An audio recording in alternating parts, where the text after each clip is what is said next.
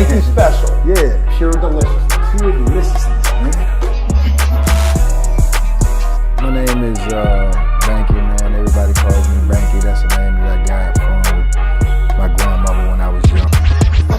I'm coming out here after 30 years. Yeah, I ain't got nothing, but I'm gonna have something because I'm rich in personality, you know, and I'm rich in love. My family love me, and that's really all that counts. Boom, boom, boom, boom. Shout out to everybody out there on Team Banky Pound. Appreciate the love, man. I appreciate the support. 33, man. 33 years of prison stories. We out here. We rolling. We rolling. We rolling, man. Appreciate all the love, man. Appreciate all the support, man. Big love, man. Big shout out to Jay Williams. Let's Live Life, too, man. He going through some changes right now, man. So, you know, it's my brother, man, in this business. I met him, you know, did video with him. Good dude, man. He going through some changes right now. So shout out to him, man. Prayers up to him, man. Salute. You know what I'm saying? Yeah, but today, man, I wanted to rock with y'all with this story, man. It was on my mind. Got some other stuff on my mind as well that I want to get to y'all, but I wanted to get this out first. About my man, Kent, man. Kent, man. Shout out to Kent, man. Big love, man. R.I.P. Kent, man. Kent was a great dude, man. And that's hard to say about dudes that, you know, that you did time with or that was in prison, man. You know, that word great is a big word, man. But I say that because Kent was you know, a kingpin nice guy. You know what I'm saying? And usually that's an oxymoron. That don't go together. You know what I'm saying? You got a dude to get a lot of money and he nice. You know what I'm saying? But that was Kent. You know, Kent was like that, man. And he was like that from the day I met him, man, all the way until, you know, I wasn't around him no more. And Kent was from like Charlottesville, Virginia, right? And I met him in prison probably in like around early 90s, like 93, 94, something like that. And man, Kent had two passions, man, two loves, man, you know, getting money and playing basketball. Those are two things that he loved, man, you know. And you know, like I say, out of all the time that I known him and all of my dealings with him, which is rare in prison to know someone for years and years and years and decades and be able to say this statement. But I never dealt with any larceny with him. You know, no flim-flammery, skullduggery. You know, I think we may have had disagreements before, but it was based upon some, you know, some sports activity or somebody that he rocked with that I wasn't really rocking with or something like that. But for the most part, man, the dude was genuine. The dude was one of the most kind-hearted dudes that I ran across in prison. You know, all he wanted to do was, you know, do his time, play some ball, you know, get some good games in and enjoy himself, man. That's all he really wanted to do. And you know, the story goes, man, that Kent was, you know, from Charlottesville, regular dude, man, you know, smart dude. He kind of smart, sharp, and kind of like on the nerdy side, you know what I'm saying? But the story goes to my, you know, recollection that, you know, he was working at some type of airport out there in Charlottesville where he was, you know, he the one who get your baggage through. And lo and behold, some old, you know, some Colombians or somebody come through there and they trying to, you know, they trying to get that work through, you know. They trying to get that work through, you know. So Kent ended up meeting them, and with the position or the job that he had, that he was able to facilitate that. And in facilitating that, they started, you know, breaking Kent off, you know. So Kent takes the product and put it out on the street and blows up, you know. So now here go, you know, this nerd, this nice guy, you know, getting all types of money, you know, and along with the money comes, you know, the hanger-oners and the girls and all that. So he the man out there. He getting it, you know what I'm saying? And he putting a lot of dudes on, putting a lot of dudes in position to get money or whatnot. And Kent was doing his thing, man, out there until, you know, until you don't, you know, until the people come knocking on your door, and he ended up getting locked up. You know, whereas to I don't know how much time he exactly how much time he had, but I remember when I ran into him, man, it was like so many of people that I knew already knew him. So many people that I knew already rocked with him. So it was an easy transition into, you know, meeting him and becoming all right with him. And at the time I was playing a little ball, I was, getting my little ball on a lot during this time too, early 90s, you know. And, like I say, truth be told, I ain't never claimed to be, Michael Jordan or Steph Curry or nothing like that. But if I was closer to any one of them, it'd be Steph Curry because that shot is butter, baby, you know. But that's basically, as far as in the sport of basketball, that's basically was my that was my strong suit, just shooting. All that playing defense and blocking your shot and nah. Give it to me, I'm gonna let it go. I'm gonna let it fly, So, but Kent, he loved the game, man. He loved basketball, man. He had an old funny shot, man. He used to literally shoot the ball, man, like what you see in the old school, old days, opposed to shooting the underhand. He would still put it right here at his chest, and he would flip it backwards. So, he had to create distance between you to do that. Boom, and he'll hit it.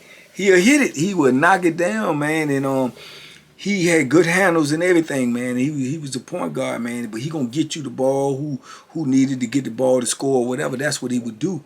And man, he loved it so much, man, that they had, in prison, man, they got the little leagues, the basketball leagues or whatnot, but they also got, dudes that form their own team and create their own league, and along come with that, that's gambling. They gambling, they betting money, and they, doing their thing.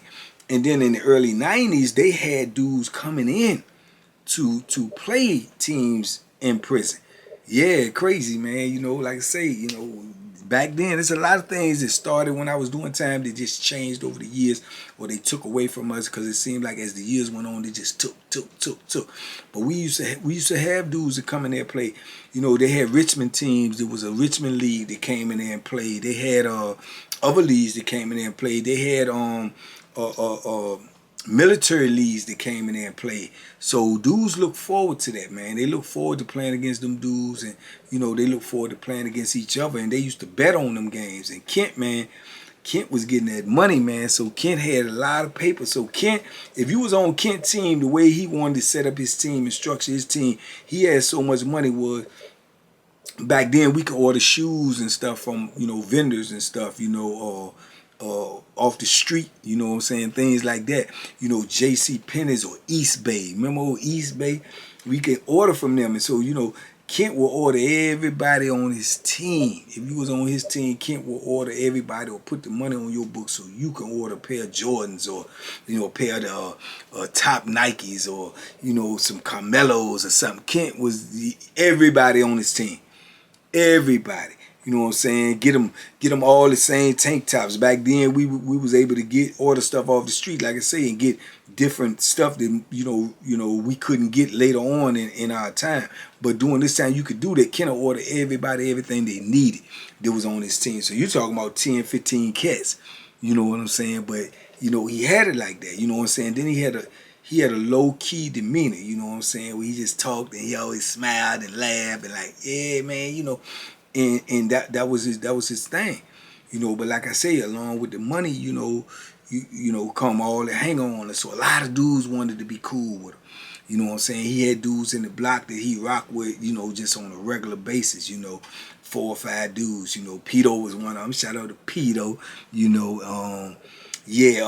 my boy Shakur that I, put them skills on, put them up in him, made him into an animal. Shakur was one of his dudes. He had Pittsburgh. Pittsburgh was a little young fool. Man, what's his main man name? I can't think of his main man, but he was from Richmond. And he had a little mob, man, that he rocked with. But then also he had a mob on the outside of the block. When he go on the outside of the block, dudes rock with him. Because like I say, he getting that paper. It's going to bring a lot of fame, And he had so much money and so much loot, man. Kent could more or less corrupt any officer that was corruptible. You understand me? If they was corruptible, if they was trying to get some money, Kent was like, what you want?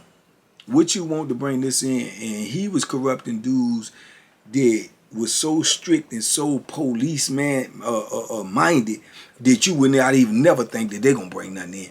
You would not even never think that you can approach them to bring nothing in without getting locked up or getting a charge for trying to corrupt the officer. So yeah, but he was making it happen, man. I mean, he had dudes bringing stuff in, man. It was like super cops, because Kent was dropping that money on him.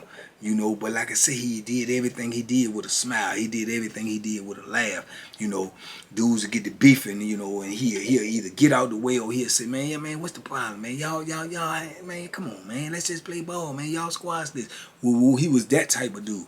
He was more so of a peacemaker, man, than than a troublemaker, and I you know what I'm saying, I thought that was big of him, you know what I'm saying, and now a lot of people say, okay, well, yeah, because he ain't built for that drama, or he's scared, or he a nerd, or he can't fight, or whatever. All of that may have been the case, but the bottom line is, he was a peacemaker, you know what I'm saying, and push come to shove, he ain't gonna never have to fight anyway, because he had enough dudes around him that was willing to fight for him. You know what I'm saying? He had enough dudes around him that was willing to push that Bethlehem for him. Kent even had a store box, man. He started running the store where he loaning stuff out, you know what I'm saying? Loan shocking, like your boy used to do for a long time. But Kent ain't tripped like I would if you ain't pay me my money. Kent gonna be more or less like, yeah, all right, don't worry about it. You just can't get nothing from me no more. I mean, that's dead. That's over with. All right, that's yours. Keep that. Keep that. That's all it cost me to get rid of you. Go ahead on, keep that. Don't worry about it. Don't give me no excuses and nothing. That's yours, man. I ain't got no problem with you. That's yours. He was on that type of tip.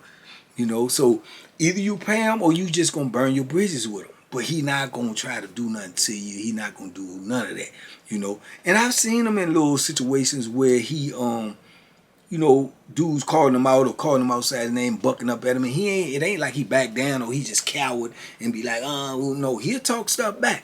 You know what I'm saying? He'll talk his stuff back, you know what I'm saying? But like I say, when it came to that critical moment, if somebody wanted to do something, you got somebody that's gonna step up and, put that work in for him, Like I said, one of his outside the block dudes was JoJo. Shout out to JoJo.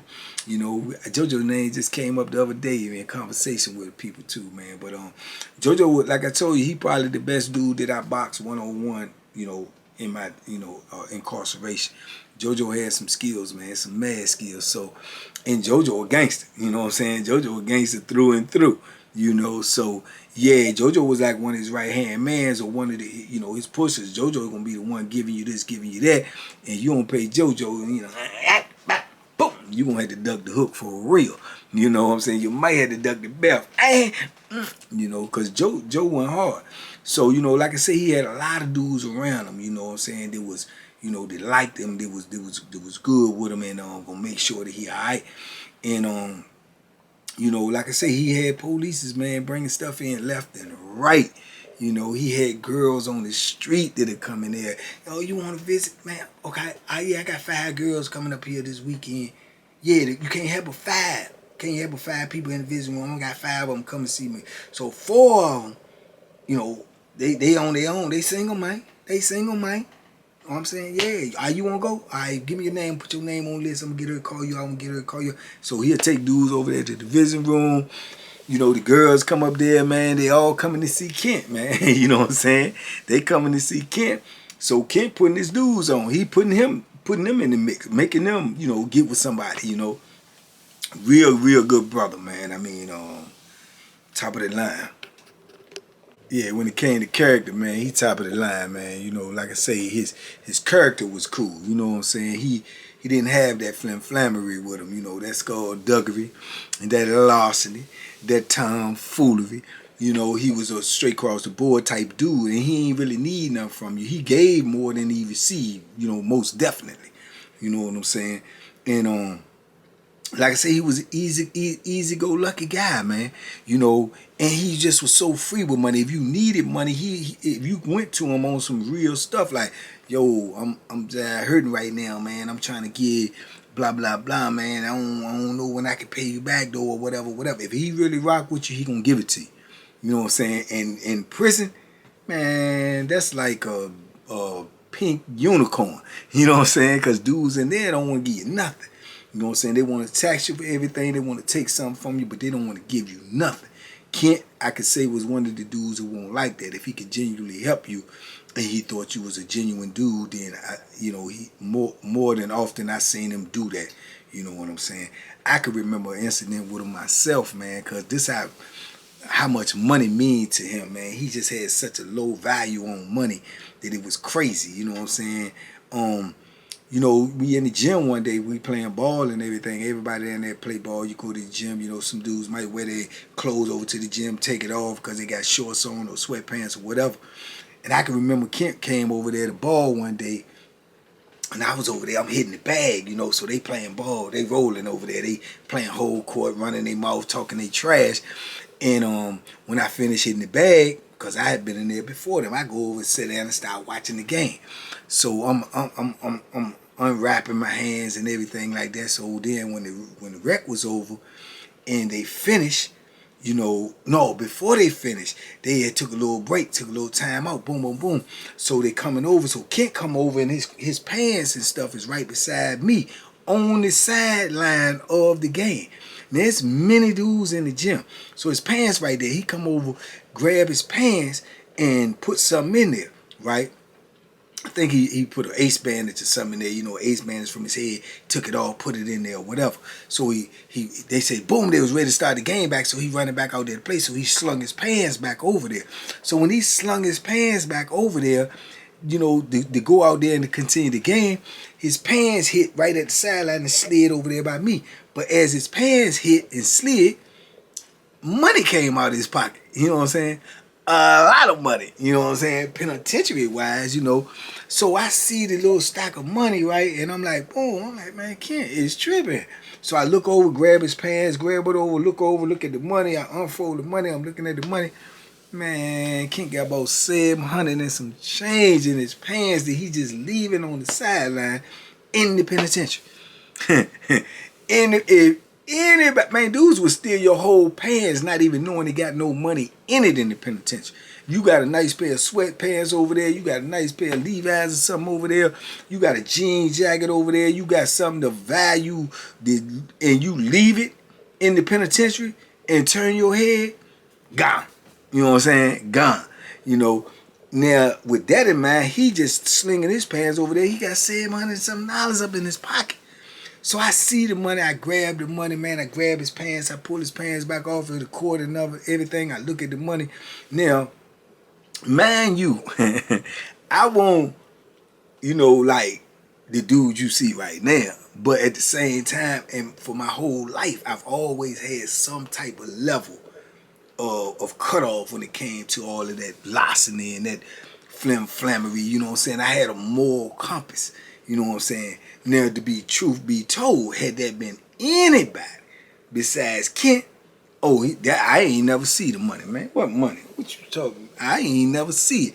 But being that it was him, I took the money and grabbed his pants, put the money back in his pants pocket, pulled his pants over close where I was at, so anybody walking by or all the little sneaky, dudes walking by there acting like they doing something, they ain't doing nothing but just, casing the spot.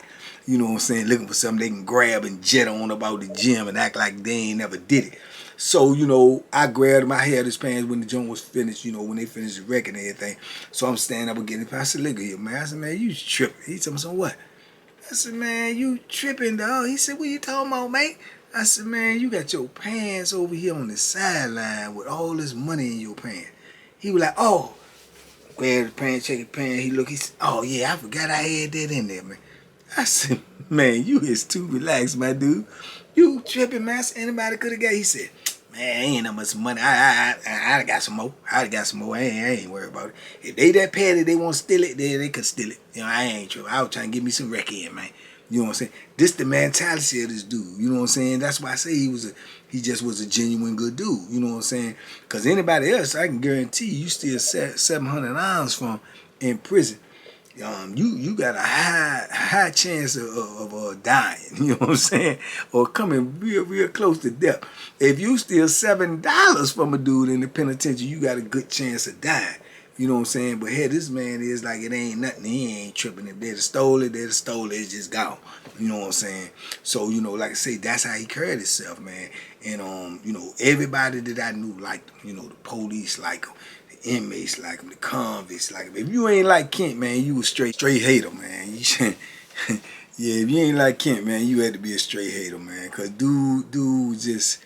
You know, the worst you could say about him was, you know, dudes say, oh, he's scared, he a nerd, or he, you know what I'm saying, he wow. You know, there's a whole lot of them in prison, so what made him any different? But he got head busters around him. You know, he got dudes that's gonna put some work in for him. You know, and if he want to go with him, you know, well, that was his main man. That's his ride or die. There's his main man, Rico. Yeah, you know, Rico. Yeah, Rico. You got Pedo. You got Rico. Willie. You know what I'm saying? So yeah, he had dudes around him. You know what I'm saying? But I'm talking about overall, he just was a genuine dude. You know what I'm saying? They won't looking for no drama.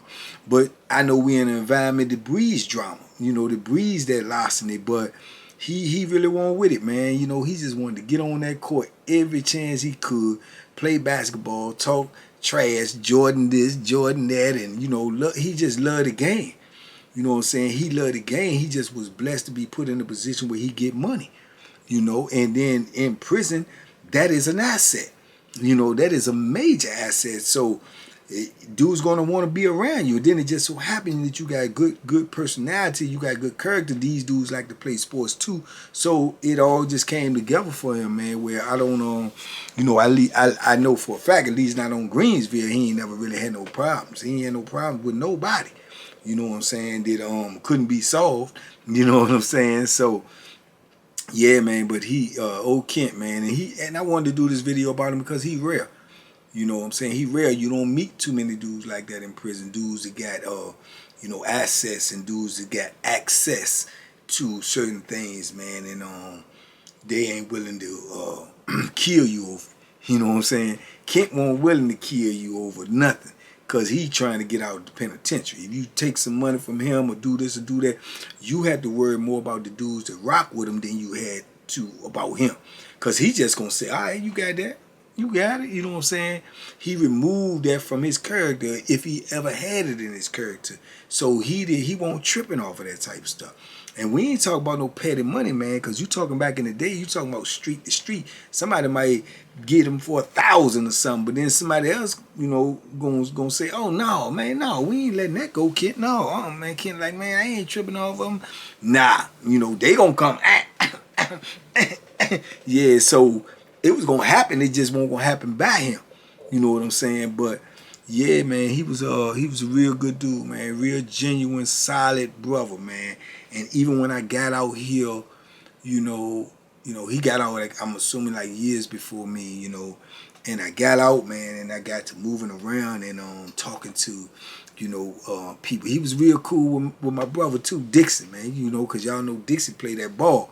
So when I got out and got to moving around and talking, man, to dudes, you know, and reconnecting with brothers, you know, here come Kent, man. They was telling me Kent was out and how he was out there doing his thing and just, you know, enjoying life and this, that, and the third. And I remember one day I was talking to my brother Dixon, man, and he was like, man, I'm gonna call Kent, man. I'm gonna call Kent. You know, Kent came down here to see me because Dixon is all the way up in Delaware.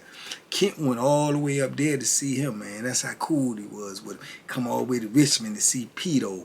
You know what I'm saying? Go all the way to the Eastern Shore to see Willie. You know, that's him, man. Good dude, you know. And Dixon did the three-way call with us, and I got to chopping it up with him too. He was like, man, I'm gonna come down there, man. Yeah, I'm gonna come down there and kick it with you, man. Woo, woo. You know, we're gonna bring Willie, man. We're gonna come scoop y'all up, man. Then we might just shoot up there with Dixon at, man. So it was good to hear his voice, man. To hear the enthusiasm in his voice, you know, and you know, the happiness, man, of being free. You know, being from up under all of that foolishness and that pressure you up under when you up in that box. So, you know, it was a good conversation. I was out in the park that morning. I was working out and talking to Dixon on the speakerphone, and you know, we did the you know, the group call and everything. So we was planning that, man, for the following week, man, which was crazy, man. And then man, it won't number probably about a couple of days or something later, man, and I get the call from Pedo, man. you know, which was one of his closest friends, and you know, one of my closest friends is Pedo. So it was like, man, yo, man, man, it's crazy, man. Kent died, man.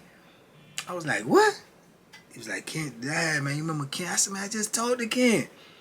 He said, man, Kent died. I said, how? He said, man, he had a heart attack. And Kent was like 56, 57. You know what I'm saying? I say, what? He said, man, he just had a heart attack, man. He said he had a massive heart attack and he died, man. And the craziest thing about Kent was this as well, man. In prison, Kent didn't drink, he didn't smoke, he didn't do weed, he didn't do drugs, he didn't do pills, he did nothing. Played basketball, he had no vices. You understand me? So that was really shocking, and to my understanding, it was like that out here on the street as well. He didn't have those habits. You know what I'm saying? So, you know, for that to just come out of the blue like that, man, I think that shocked a lot of people, man, including myself. And really the dudes that was real more closer to him, it shocked them, you know what I'm saying? And yeah, he just had a massive heart attack, man, and died, man. It was crazy, man. I was like, man, I can't believe this. It was just like, boom, and then next thing you know, for the day was over, Dixon called me. Hey, man, you heard what happened to Ken? I was like, yeah, man, he told me, you know what I'm saying? Then the word started circulating, man. But, yeah, man, that was a good brother, man. And he just passed away, man. It was, it ain't even been a year yet, you know. So, that's wild, man. That was a wild situation, man. But shout out to a brother, man. It was just a good brother, man, in prison and out of prison. And everybody that he was around, you know what I'm saying, would testify to the same thing, man, that he was just a good dude, man. Kent was the kingpin nice guy, man. You know, those two things don't go together, man. But he was, man. He had it, and he can get it how he lived. But you know what I'm saying, he won't no tough guy, man, and he ain't care nothing about being no tough guy. You know, so yeah, man.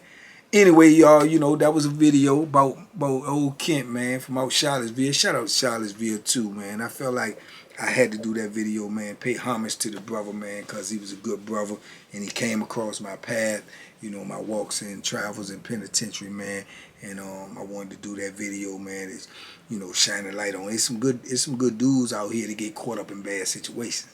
You see what I'm saying?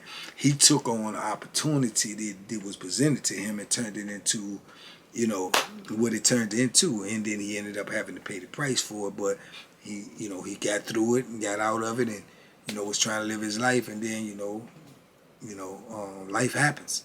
So you know, shout out to him, R.I.P. to Kent.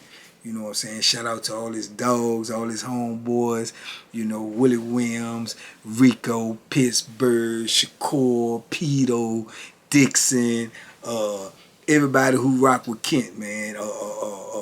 What's the old dude he used to throw all them old alley-oops to, man? He used to throw them out. I was just talking about him the other day from New York. Bay. Shout out to Bay. Jump always just high over the rim, you know. So, yeah, man. Shout out to all them brothers, man. And, you know, used to rock with Kent. JoJo, R.I.P. JoJo. You know, all of them dudes, man. Salute to y'all, man. And big love, big love. But anyway, man, like I say, it's a blessing in every lesson, man. You know, and the blessing is that Kent touched a whole lot of lives, too. And his character, you know, hopefully rubbed off on some of the people that he was around. You know, and if it did just a little bit, man, that's an asset. You know what I'm saying? That's an asset, man, because we live in a violent and crazy and malicious system, man. So to have somebody in there that has some type of kindness to them, man, you know, it's needed because it's missed in there, you know what I'm saying? And sometimes when you don't have that and you're around that all the time, man, it makes you start to feel like an animal, you know what I'm saying, or subhuman, because you're already being treated as such. So you might need something like that sometime, man, to keep you focused, man. I think Kent did that for a lot of dudes, man. So salute to him. You know, but anyway, man, hopefully y'all share this story, man. Y'all share this video, man. Give it to somebody who need to hear it, man, if not yourself. But y'all stay tuned. As always, I'll be back in 24 hours, man, or less. You know, be safe out there, man. Be smart, man. Make good decisions, man. And value your life, man, because you only have one, man. And love the ones who are around you and the ones that always hold you down and need you, man. Because it's a vicious world out here, man. But we We gonna make it through. We gon' make it. We gonna make it. You understand? TBP, we gonna make it. We gonna make it do what it do. So y'all stay safe out there, man. And boom, boom, boom, boom, boom, boom, boom, boom, boom, boom. Duck them hooks, man. They out there. Big love to Kent, man. Bang!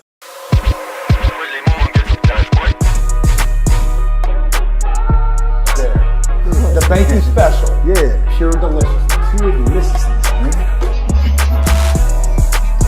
My name is Banky, man. Everybody calls me Banky. That's the name that I got from my grandmother when I was young. I'm coming out here after 30 years. Yeah, I ain't got nothing, but I'm gonna have something because I'm rich in personality, you know, and I'm rich in love. My family love me, and that's really all that counts.